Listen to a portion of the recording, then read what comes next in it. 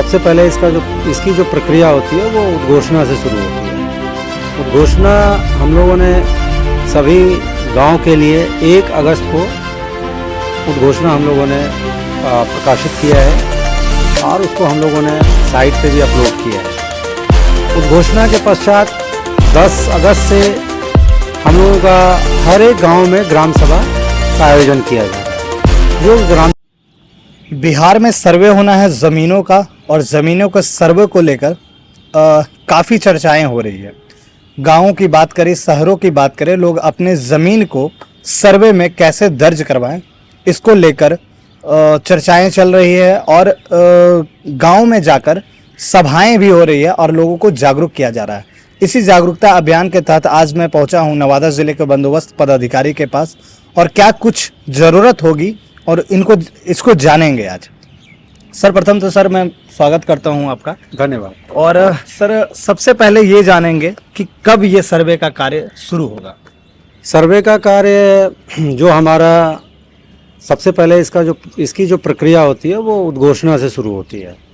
उद्घोषणा हम लोगों ने सभी गांव के लिए 1 अगस्त को उद्घोषणा हम लोगों ने प्रकाशित किया है और उसको हम लोगों ने साइट पे भी अपलोड किया है।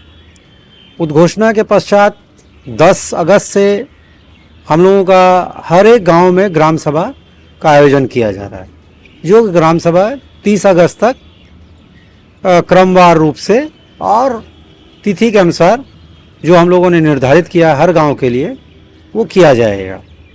ये सर्वे क्या होगा, किस प्रकार से होगा? ये सर्वे जो आज ज़मीन की स्थिति है, जो भी ज़मीन की अद्यतन स्थिति है रैयतों की, और जो भी उनके कागजात आज की तिथि में हैं, और जो एरियल सर्वे में जो नक्शा, एरियल सर्वे के पश्चात जो नक्शा तैयार किया गया है, नक्शा बना है, इन सब के आधार पे ये सर्वे का काम किया जाना है, जिसमें कि प्रपत्र 2 में जो ज़मीन की विवरणी है वो काफ़ी महत्वपूर्ण है, क्योंकि वो रैयत को स्वयं भरकर अपना सेल्फ डिक्लेरेशन करना है कि वो कौन कौन सी ज़मीन को आज के डेट में होल्ड कर रहा है। इसकी शुरुआत सर कैसे करेंगे? रैयत जो जिनकी ज़मीन है वो ज़मीन रजिस्ट्री की हुई ज़मीन हो, केवाला ज़मीन हो, खतियानी ज़मीन हो, तो किन किन भागों में इसको बांटा गया है? कौन सा फॉर्म भरना होगा? क्या डिक्लेरेशन किस प्रकार से देना होगा? क्रमशः थोड़ा बताएं सर। सबसे तो महत्वपूर्ण है प्रपत्र 2, जिसमें कि हर रैयत को ज़मीन की विवरणी भर के देना हो। अगर उनके पास कुछ ऐसी ज़मीन भी है जो नामांतरण नहीं हुआ है, तो वो भर कर के जो देंगे उसमें अभियुक्ति कॉलम में वो लिखेंगे कि हाँ उनको केवाला से प्राप्त है और अभी तक नामांतरण नहीं हुआ, और केवाला की छाया प्रति वो संलग्न करेंगे। और कुछ ज़मीन ऐसी होगी जिसका कि उनको रसीद अब तक कट रहा होगा, और कुछ ज़मीन ऐसी होगी जो उनको दान में प्राप्त हुआ होगा। दान का जो पत्र है उसको वो छाया प्रति करके संलग्न करेंगे। इसके अलावे अन्य जो भी तरह के उनके पास कागजात है, रसीद है, केवाला है, खतियान है, वसीयत है, दान पत्र है, जो भी ज़मीन के विवरणी में उनको आवश्यकता वो दर्शाए हैं कि हमको इस तरह से ज़मीन प्राप्त है, तो वो संबंध में कागजात संलग्न करके उसी के साथ प्रपत्र 2 के साथ ही संलग्न करके देना है उनको। और ये सब ऑनलाइन उनको करना है। और जो लोग ऑनलाइन नहीं कर पाएंगे, जिनको लगता है कि उनको सुविधा नहीं है या उनको समझ नहीं है, जानकारी नहीं है ऑनलाइन करने की, तो वो ऑफलाइन भी जमा कर सकते हैं शिविर कार्यालय में आकर के। वो ऑनलाइन में जैसे क्या कहीं शिविर लगाया गया कि जहाँ पे आके ऑनलाइन ये करें, या फिर किसी दुकान से, या फिर किस तरीके साइबर कैफे से कैसे ऑनलाइन करें? ये एक साइबर कैफे से भी हो सकता है, स्वयं से भी हो सकता है, मोबाइल के माध्यम से भी हो सकता है। जो विवरणी भरना है प्रपत्र 2 में, उसे किस तरीके से भरना है? साइट पोर्टल पे जाके फॉर्म अपलोड करना है, या फिर उस पे कॉलम बना रहेगा प्रपत्र 2 का, उसमें भरना है? किस तरीके से ऑनलाइन करना है? प्रपत्र 2 एक तो साइट पे भी है, फॉर्म है, और ऐसे भी फॉर्म है, मतलब फोटो स्टेट की दुकान पे होंगे या सिविल कार्यालय में भी होंगे, उसको लेकर के भी भर के वो उसका PDF बना करके वो ऑनलाइन कर सकते हैं, लिंक दिया हुआ है। और इसका हम लोग व्यापक प्रचार प्रसार अपने अभी जो ग्राम सभा के जो शिविर चल रहे हैं, ग्राम सभा के लिए जो हम लोग शिविर का आयोजन किए हैं, उसमें हम लोग ऑनलाइन कैसे किया जाए इसकी भी हम लोग व्यापक जानकारी रैयतों को दे रहे हैं। जैसे एक है सर कि ऑनलाइन करने का जो सिस्टम होता है वो होता है कि कॉलम बाय कॉलम ऑनलाइन में फुलफिल करना है, या फिर फॉर्म को निकाल के उस पर भर के डिक्लेरेशन सिग्नेचर करके डॉक्यूमेंट अपलोड करना है। तो क्या कुछ ये दोनों में फ़र्क होगा? देखिए, डिक्लेरेशन तो आप जब कर रहे हैं तो हस्ताक्षर अनिवार्य है, मतलब फॉर्म फिल कर ही, हाँ, फॉर्म फॉर्म ऑफलाइन ही करना होगा। हाँ, भरना होगा जो या हाँ, फिर कंप्यूटर के माध्यम से कॉलम को पूरा करना होगा। हाँ, तो दोनों माध्यम से कर सकते हैं, ऑनलाइन भी कर सकते हैं, ऑफलाइन भी कर सकते हैं। ऑफलाइन जब आप करेंगे तो वो फिर हस्ताक्षर करके देना पड़ेगा। किसी की कई ज़मीनें हैं, गैर मजरूआ ज़मीन है, बिहार सरकार ज़मीन है जो उनके मतलब कब्जे में है, या फिर जिस पे केस चल रहा है, मुकदमा चल रहा है, वैसे ज़मीन के मालिक जो है वो क्या करेंगे? देखिए, मैं आपके चैनल के माध्यम से सभी रैयतों को ये बताना चाहता हूँ कि जो सरकारी ज़मीन है, सरकारी ज़मीन वो जब तक सरकार ने किसी को सेटल नहीं किया है, किसी को दिया नहीं है कि या किसी को उसका अधिकार घोषित नहीं किया है, तब तक वो सरकारी ज़मीन सरकारी ही होता है। और सरकारी ज़मीन किसी भी परिस्थिति में, जो आज की तिथि में भी सरकारी है, वो किसी के अगर अनधिकृत रूप से भी दखल कब्जे में है या उसके पोजीशन में है, तो वो सरकारी ज़मीन सरकारी ही रहेगा। सरकारी ज़मीन को छेड़छाड़ करने का या किसी को रैयत घोषित करने का अधिकार किसी को नहीं दिया गया। जो टाइटल सूट ज़मीन है उस परिस्थिति में क्या करेंगे लोग? टाइटल सूट में अगर जो मामले हैं, तो जब तक कि टाइटल का निर्धारण नहीं किया जाता सक्षम न्यायालय के द्वारा, और जब तक कि कोई फैसला नहीं आ जाता है, तब तक उस संबंध में जो सरकारी ज़मीन की जो स्थिति है खतियान में, वो वही रहेगा। तो डिक्लेरेशन में जिनके कब्जे में ज़मीन है वो लिखेंगे या फिर क्या करेंगे? कब्जे में जो ज़मीन है, एक तो उनको नहीं लिखना है, कारण कि उनका वो दावा नहीं बनता है।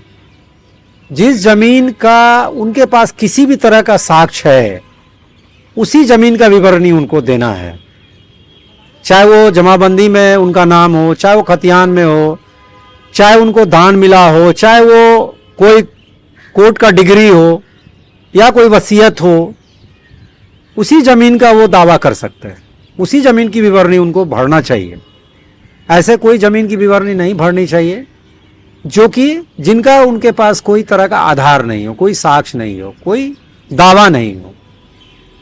कई हमने जागरूकता को लेकर सर एक चैनल पे भी पोस्ट किया था कि जिनको जो भी आपसे सवाल करना हो वो कमेंट करें। काफ़ी कमेंट वगैरह भी आया है कि कई लोग का है कि ज़मीन बिहार सरकार पहले हो चुका था, तो इस बार क्या ज़मीन में एक डिक्लेरेशन वो देंगे तो फिर से ज़मीन वापस उनके हक में आएगी? क्या कुछ इसमें?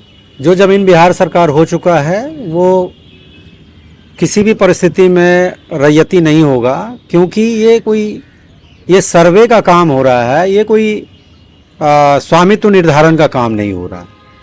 यहाँ पे कोई ऐसा काम नहीं होना है जो स्वामित्व का निर्धारण करता हो, चाहे वो रैयती हो, चाहे वो सरकारी मामले में हो। तो इसलिए जो भी ज़मीन सरकारी है वो सरकारी ही रहेगा, और जो भी ज़मीन रैयती है और जिसके मालिक रैयत स्वयं है और उनके पास ठोस साक्ष्य हैं, संबंधित कागजात हैं, कागजात का मैंने जिक्र किया, रसीद हो या फिर केवाला हो या वसीयत हो या दान हो, उस कागजात को संलग्न करके वो अपनी विवरणी भर के दें, तो उस ज़मीन को वो माना जाएगा कि ये उनकी रैयती ज़मीन। लोगों को क्या सलाह देंगे, कैसे उन लोगों को सहूलियत हो अपने ये सर्वे के काम में आप भी अपेक्षा रखते हो कि किस तरीके से लोग सहूलियत से फॉर्म भरें, सरकार के नियमों को समझें और अपने ज़मीन को जो डिक्लेरेशन है वो बढ़िया तरीके से दें? किन किन चीज़ों पर वो ध्यान रखेंगे? सबसे पहले तो मतलब आपकी जो पहल हो रही है वो भी मैं आपके चैनल को मैं धन्यवाद देता हूँ कि आप लोगों ने भी अपने तरफ से काफ़ी प्रयास किए हैं और बहुत सारे सुझाव आपने लिए हैं लोगों के, बहुत सारे क्वेश्चंस भी उस आधार पे आपने हमसे काफ़ी जानकारी प्राप्त की है, जो कहीं ना कहीं जाकर के रैयत को ही जानकारी बढ़ाने में मदद होगी। और मैं रैयत से यही कहूँगा कि सेल्फ डिक्लेरेशन ज़रूर आप भरें, क्योंकि सेल्फ डिक्लेरेशन एक ऐसा चीज़ है, ऐसा फॉर्म है जिसमें कि आपके तमाम विवरणी और तमाम साक्ष्य सर्वे करने वाले के पास रहेंगे और उसको देख करके, उसकी छानबीन करके वो अपना एक आधार बेस डॉक्यूमेंट तैयार करेंगे और उसको लेकर के वो जाएंगे आपके प्लॉट पे सत्यापन करने के लिए और एरियल नक्शा को लेकर के। उस आधार पे सत्यापन में अगर ये पाया जाएगा कि जो विवरणी आपने जमा की है प्रपत्र 2 और एरियल सर्वे में भी अगर वही प्लॉट, उतना ही प्लॉट है, तो माना जाएगा कि वो सही है। और मैं रैयत से यही कहूँगा कि हर हालत में प्रपत्र 2 जरूर भरें और जो अगर आपके नाम से ज़मीन नहीं हो, पूर्वज के नाम से ज़मीन हो, तो प्रपत्र 3 जो वंशावली के लिए है वो भर करके दें। और ऑनलाइन, जैसा हमने कहा, ऑनलाइन अगर आप करते हैं तो वो और अच्छा ही होगा, और अगर नहीं कर पाते तो ऑफलाइन भी करेंगे तो वो भी हमारे कर्मियों के लिए, हमारे अमीन के लिए काम करने में सहूलियत होगी। हम चाहते हैं कि ज़्यादा से ज़्यादा लोग स्वघोषणा दें ताकि हमें ज़्यादा से ज़्यादा रैयतों की ज़मीन की जानकारी हो सके और उसका डाटा हमारे पास हो, ताकि हमको मिलान करने में और प्लॉट पे जब जाएं तो एक डाटा हमारे पास रहे आपका सेल्फ घोषणा के अनुसार। क्या कुछ जो 1 तारीख से 1 सितंबर से जो ये सर्वे का कार्य शुरू होगा, तो क्या कहीं शिविर लगेगा? हर एक जगह शिविर लगेगा? जो ऑफलाइन भरते हैं फॉर्म को, वो कहाँ फॉर्म जमा करेंगे? ये हम लोगों का जो शिविर कार्यालय हर एक अंचल में एक निर्धारित जगह पे दिया गया है। बहुत सारे जगह अंचल कार्यालय में है, बहुत सारे जगह जो है पंचायत सरकार भवन, नज़दीक के पंचायत सरकार भवन में है। तो वहाँ पे एक परमानेंट शिविर कार्यालय है जहाँ की एक क्लर्क जो है हमेशा उपलब्ध रहेंगे कार्यालय अवधि में, जहाँ के जाकर के लोग दे सकते हैं और उसका रिसीविंग ले सकते हैं। उसको रजिस्टर पे एंट्री किया जाएगा और उसको रिसीविंग दिया जाएगा रैयतों को, और उसको हम लोग एनालिसिस हमारे कर्मी करेंगे। और सर्वेक्षण अमीन के ऊपर जो है वो कानूनगो होते हैं, कानूनगो के ऊपर जो है सहायक बंदोबस्त पदाधिकारी होते हैं। इन सब चीज़ों को देखेंगे। कई बार सर ऐसा हुआ है कि काफ़ी ग्रामीण क्षेत्र है, पिछड़ा क्षेत्र है, कम जानकारी के लोग हैं, ऑनलाइन तो दूर की बात, ऑफलाइन में भी भरने में भी काफ़ी कठिनाइयों का उनको सामना करना पड़ता है। ऐसे में कई बिचौलिए तैयार हो जाते हैं बीच में, तो इन पे कैसे निगरानी रहेगी आपकी? ये एक अच्छा सवाल है आपका, और ये सही बात है कि हमारे बहुत सारे रैयत ऐसे हैं जो काफ़ी कम पढ़े लिखे हैं, कम जानकार हैं, और उनको पता नहीं है कि वो कैसे भरेंगे और किस तरह से भरना चाहिए। उसके लिए हम लोगों ने अपने सभी सर्वेक्षण अमीन, कानूनगो और सहायक बंदोबस्त पदाधिकारी को निर्देशित किया है कि रैयतों को अगर आपके सहयोग की आवश्यकता है, आपके बताने की आवश्यकता है, तो ज़रूर उनको बिठा करके उनको भरवाने में सहयोग करने में मदद करेंगे। और हम लोग ये प्रयास कर रहे हैं कि जो ग्रामीण क्षेत्रों में जो हमारे जनप्रतिनिधि है, जैसे वार्ड मेंबर हैं, पंच हैं, इन सब को विशेष रूप से हम लोग जो ग्राम सभा कर रहे हैं, जनप्रतिनिधियों को और जो पढ़े लिखे लोग हैं उसको हम लोग प्रपत्र दे करके बताने का प्रयास कर रहे हैं कि वो कैसे भरा जाए और कैसे वो आम लोगों को भी बताएं और उनको मदद करें ताकि उनको भी भरवाने में वो सहयोग कर सकें। सबसे एक और अहम सवाल है सर यहाँ कि प्रपत्र 2 हमने देखा निकाल के, और जो एक और प्रपत्र की बात कर रहे हैं जिसमें वंशावली की डिटेल्स देना है, तो वो कॉलम बहुत मतलब संकीर्ण और छोटी है, तो उसमें कलम से नहीं भरा जा सकता, तो उसे लोग कैसे फिल करेंगे? कंप्यूटर के माध्यम से या फिर PDF के माध्यम से, वर्ड के माध्यम से कैसे फिल किया जाएगा उसको? जो प्रपत्र 3 है वो उसमें कुछ कॉलम है जो कि भरा जा सकता है। वो अगर उनको दिक्कत होगी तो हमारे शिविर कार्यालय में बताने के लिए तैयार हैं। दूसरा है कि जो हमारे सर्वेक्षण अमीन हैं ये ग्राम सभा के पश्चात भी ग्रामीण क्षेत्रों में जाएंगे और प्रपत्र 2 के लिए अगर किसी को कुछ और समझना हो तो वो जाकर के बताएंगे। तो ये उनका निरंतर ग्रामीण क्षेत्रों में विजिट होता रहेगा और रैयतों को अगर किसी तरह की दिक्कतें अगर भरने में हो रही है तो उनको वो आवश्यक जानकारी प्रदान करेंगे। अंततः एक बार और भी हम सर से भी बात करेंगे और जो भी इनके माध्यम से प्रपत्र 2 भरने की जो ये सिस्टम होगी कैसे भरा जाए उस पर भी एक वीडियो बनाएंगे और चर्च करेंगे। फिलहाल हम सर से ये जानना चाहेंगे कि एक संदेश दे लोगों को और लोगों से जागरूकता के लिए कुछ बोले कि कैसे क्या लोग करें।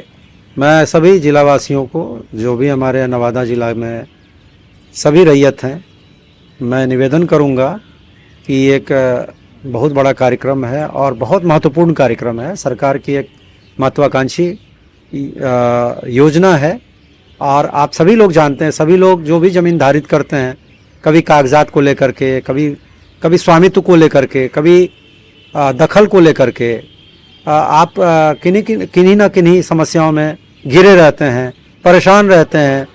और आप सभी लोग जानते हैं ज़मीन के स्वामित्व का सबसे बड़ा आधार वो कागजात होता है, डॉक्यूमेंट होता है। डॉक्यूमेंट में 2-3 चीज़ें बहुत अहम है। एक तो अधिकार अभिलेख जैसे रिकॉर्ड ऑफ राइट्स है, उसमें अगर आपका नाम है तो वो फिर आप उसके अधिकार आप धारित करते हैं, मतलब आप रैयत होते हैं। इसके अलावे अगर आप जमाबंदी में आपका नाम आ जाता है, जमाबंदी आपके नाम से चलता है तो आप उसके मालिक होते हैं।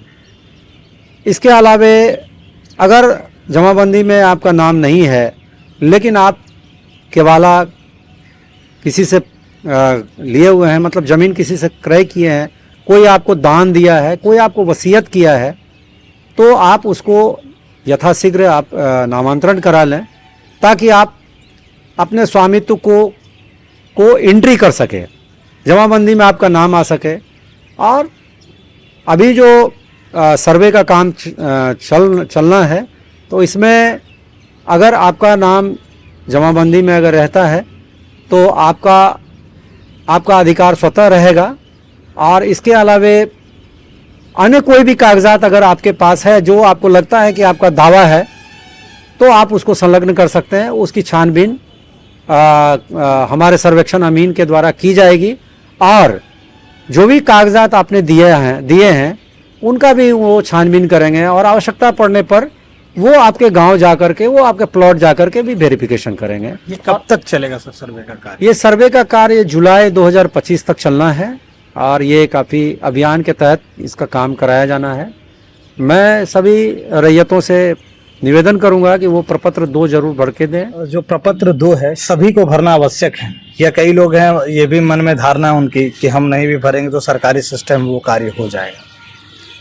प्रपत्र 2 सभी रैयतों को भरना चाहिए क्योंकि ये जो विवरणी वो भर के देंगे तो एक आधार बेस का काम करेगा, काम करने के लिए, और उसको